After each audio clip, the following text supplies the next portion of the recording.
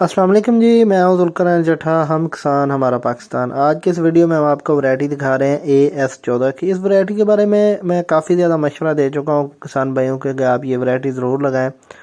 और इस वैरायटी की खूबियों में सबसे बड़ी खूबी ये है कि ये हीट रेजिस्टेंस बहुत ज़्यादा है।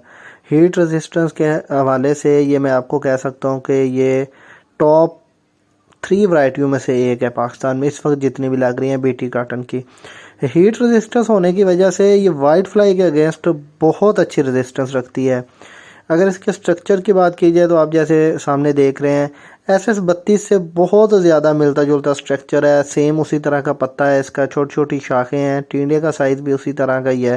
तो SS32 भी वाइट फ्लाई के अगेंस्ट बहुत अच्छी रेजिस्टेंस रखती है। और जब हमारी ज़मीन में इस वैरायटी ने भी SS32 से भी ज़्यादा रेजिस्टेंस दिखाई है वाइट फ्लाई के अगेंस्ट।